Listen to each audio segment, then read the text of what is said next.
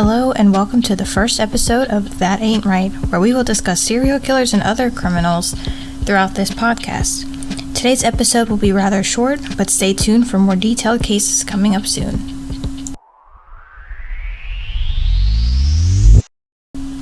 So today we will be talking about Derrick Todd Lee, who was a serial killer in the late 1990s in Baton Rouge, Louisiana, who was only sentenced for 2 killings, but is thought to have killed at least 7, possibly 9.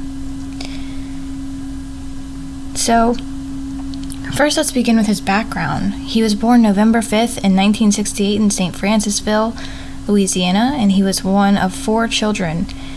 It's important to note that he was abused by his stepfather, and his mother never intervened, so he never got the help he needed with that. Along with that, he was bullied by his classmates and called retarded and other names because he was in special needs classes and special ed classes.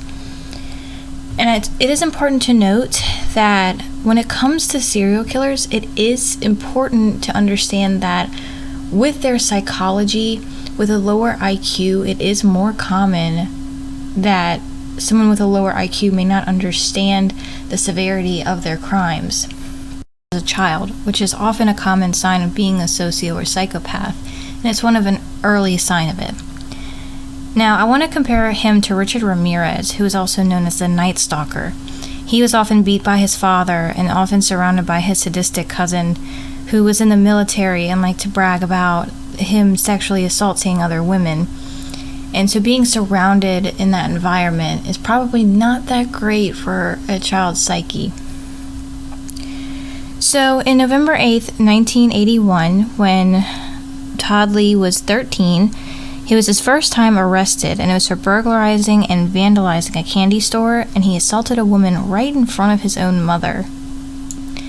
As a teen, he also went on to set fire on a car for insurance money, which of course failed, and in July 2nd, 1988, he was arrested for attempted robbery, but the charges were reduced. And again in 1988, he finally met Jacqueline Sims, and they married on August 17th, 1988. However, similar to his stepfather, he was abusive towards her and slapped her repeatedly, and even threatened her father with a gun.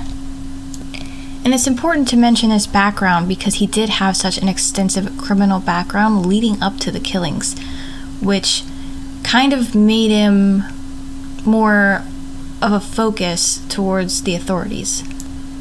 So finally, in 1998, he made his first killing of 28-year-old Randy Mae Brewer, and then he killed 6 more women within 6 years. Within that time, he cheated on his wife with Cassandra Green, and this is also important because he continued the abuse towards her by threatening to kill and then continued to beat her and was arrested for it. And this continues on his criminal record.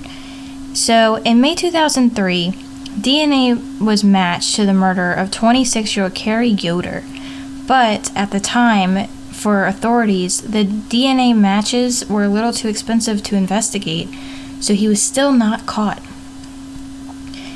However, they were starting to look into him because of his criminal background, so he fled to Chicago, but he was apprehended in the hotel and sent back to Louisiana.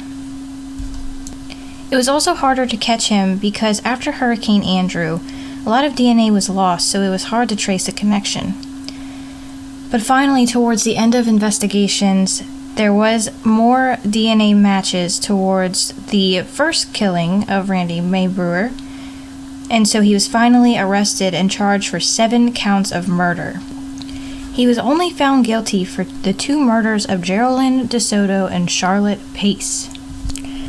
So eventually the jury found him guilty, and he received the death penalty for the first killing of Charlotte Pace, but his lawyers argued that he should be exempt because he had an IQ between 62 and 65, so it was thought that he may be unable to understand the seriousness of his crimes. However, because he passed a driving test and had previous work experience, the prosecutors then argued that he could comprehend the seriousness of his crimes. So finally, in December 2004, he was sentenced to death row.